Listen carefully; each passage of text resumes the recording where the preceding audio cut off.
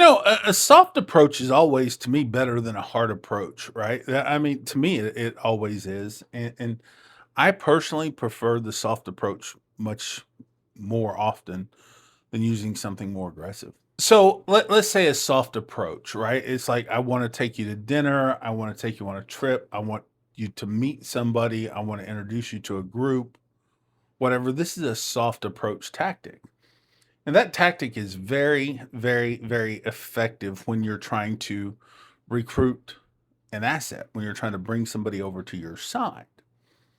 Um, like I said, I've said this before, pharmaceutical companies know everything about these doctors. They know everything about these, players in the game. They know who to go to. They know the hospital administrators. They know all these people, right? And that works this way in all sorts of business. You go out and you soft identify targets and you recruit those targets to do your dirty work for you. And I think, the whole story of OxyContin was a very big story about this. They were utilizing soft approaches everywhere to get these doctors to push Oxy out into the public. And the Sackler family, I think, ended up getting a lot of benefit, financial benefit, and other benefit from this because they were soft approaching relatively easy targets. And it's hard to say no to money. It's hard to say no to influence. It's hard to say no to, all this other stuff that they throw at you. And if you don't believe that in my world, the budgets are endless, I mean, there's some big budgets funding targeting. And targeting is kind of how deep business gets done. You don't just go out there and throw yourself to every single person who's could potentially buy your product or who could potentially come and visit your hotel or your venue or whatever you're doing, right? You don't approach just anyone, okay? You have to know who you're approaching to, okay? And so you soft target groups of people. My YouTube channel is a prime example of that. I only have about 11,000 people.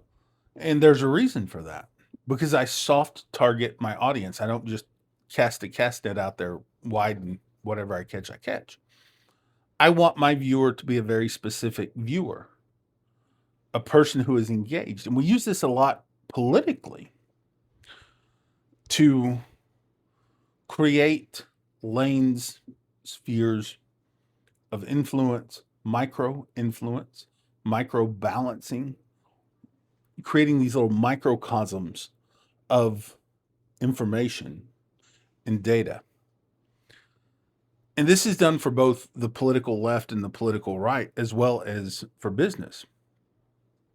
Intelligence gathering and intelligence analyzation is a very complicated world that is the most effective tool of getting things done. So people are manipulated everywhere. Every single day, people are manipulated.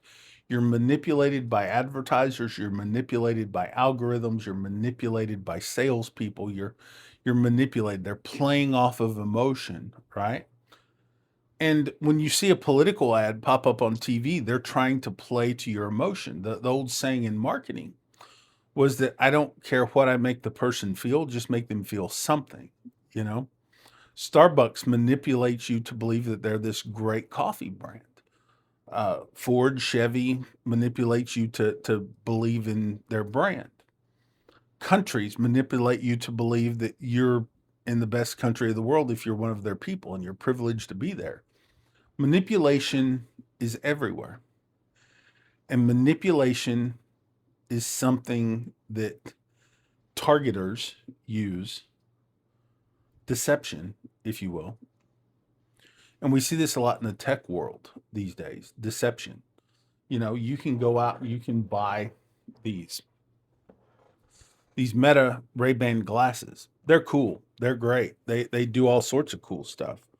They have the AI built into them, they have the camera built into them, all sorts of stuff. It's a simple, great tool. largely ineffective, but it's a tool. To hear Meta tell the story, it's the greatest thing since sliced bread. This thing has the capabilities to do everything that Meta says it can do, but it actually only pulls them off about 1/3 of the time, with the exception of taking videos or photos or whatever. Its AI integration to Meta AI is garbage, but that's manipulation. Now, I'm a fan of Ray-Ban sunglasses, so why wouldn't I buy these? At best, I get a pretty cool pair of Ray-Ban sunglasses that I like, that I'm already loyal to that brand. Meta jumps in on this and says we can manipulate people to get to pay for this technology. And we'll say this is what it can do in theory, but we know it doesn't necessarily work that way. So then in the second, third, fourth, fifth generation, hopefully it will be able to do everything that we promised the first gen will do. Marketing works this way. That's sales. That's marketing. That's political maneuvering at its finest. You know, one interesting thing about all of this is you're using these when you become more aware of how the message is manipulating you as an individual, you're a harder sell. Now, it doesn't necessarily mean that you're the ideal sell, but you're a harder sell. Why wouldn't you be ideal? Because then you're going to start asking questions about the narrative. You're going to start asking questions about the issue. Start asking questions about the initiatives. Start asking serious questions. People in positions of power who are manipulated to be in those positions of power, who are groomed, often don't have spot answers. They often just ramble. They often just talk out their ass. It doesn't necessarily mean that they're good at leadership, just like the product is never that good. And that's where you have to start separating the fact from the fiction of whatever it is that you're looking at. I think, was it Robert J. Glazer that said, everything is the way that it seems, nothing is the way that it seems, and in the middle is reality.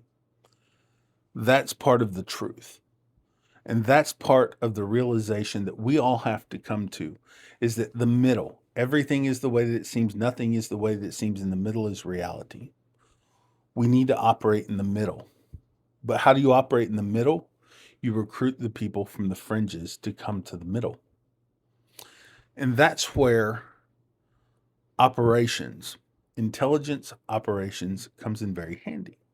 And we have to analyze all of this data. We have to store all this data. We have to aggregate all this data. We have to put it somewhere. Data centers. All of the information collected on your phone, on your glasses, on your Amazon, on your Google, whatever, is stored somewhere. All of it. And they have massive profiles on you and me and everyone else. And that data is very valuable. That's why data centers are becoming even more powerful, because you have to have somewhere to store the data that gets collected. So an analyst can one day go back and analyze you and target you and turn you into a buyer. I'm Matt. That's how this whole thing works. We'll see you in the next one.